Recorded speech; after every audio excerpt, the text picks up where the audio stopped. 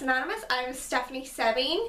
Today we are going to be going over some space-saving tips and organization ideas for your sewing room. My sewing room is really tiny. It is just 12 feet long by 9 feet wide. Every piece in here needs to have a function and also look nice, because I like my sewing room to look nice and have a fun creative space. So today I'm going to go over a few tips that I use in my own space to help make everything fit in here. And I've got a lot of fabric in here packed in, even though it's really tiny. And hopefully you guys can use some of these tips on your own sewing rooms as you get organized with the new year. So first up is this hutch behind me. This was just a dining room hutch, just a plain one that I grabbed on Craigslist that I painted using Annie Sloan chalk paint so that it would match the creative vibe that I was going for in my room. And I wanted a dining room hutch because I wanted to have a lot of storage. I wanted to be able to display some decorative pieces, store all my quilting and sewing library, and then we also have some great drawers here that I can use for storage. One of the great things I love is there is a built-in silverware tray in this one that I use to store all kinds of notions. So I'm able to keep all these things that would take up a ton of space otherwise, all contained in this one piece that is really quite pretty. So my next tip when you're short on space but you also want things to look pretty is to select decorative items that also can be used as storage. So this kind of fits with my color scheme, and I picked it because of that, but it also fits all my notions in there. So I've got bias tape and elastic and all kinds of different things that I use when I make dresses for my daughter, and then sometimes with quilting too. But they all fit nicely in this nice little box.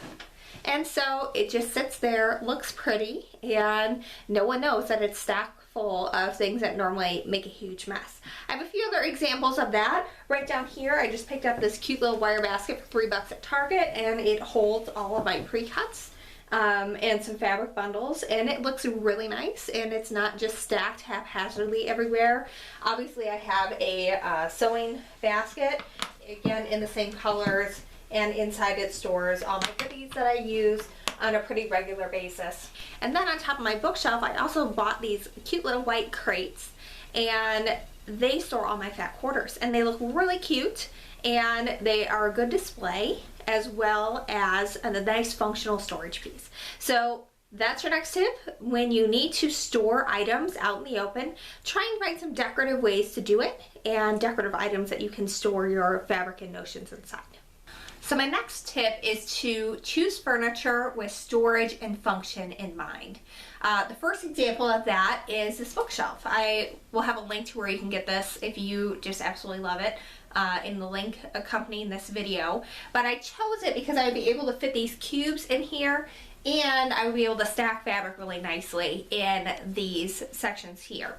And I know that this looks like it's not a lot of space, but you actually can fit 30 yards of fabric about in one of these sections. And there are 4 of them, and they're chock full, which means I have a lot of fabric and I need to make some more quilts. But these cubes are also great too because I can store all kinds of things in them. So the second piece of furniture I picked out with storage, function, and look in mind is my desk. Now, as you can see, my sewing machine does not sit inside this one, and I'm alright with that.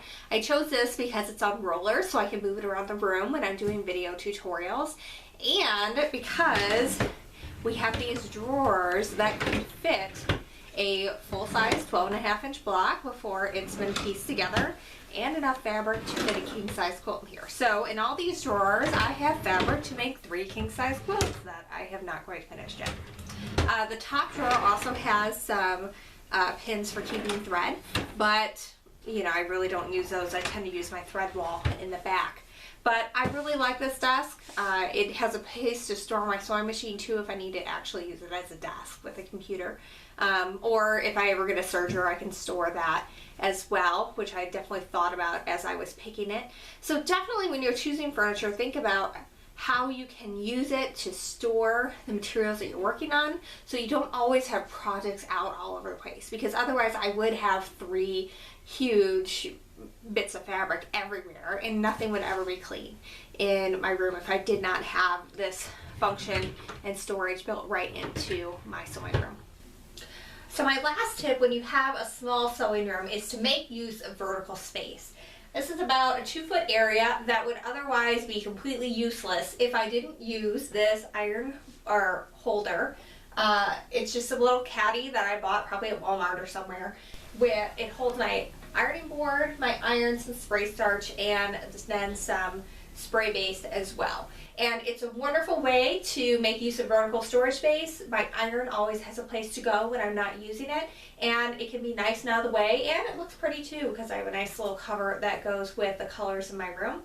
I also have a thread holder that I spray painted gray, again to match the colors of my room, and that holds all my thread, and that is also on the wall, again in a space that would really kind of be unused otherwise. I hope you've enjoyed these tips on how to organize your sewing space and make the most of a tiny room or a big one, and be able to both functionally store your items and have it look pretty too.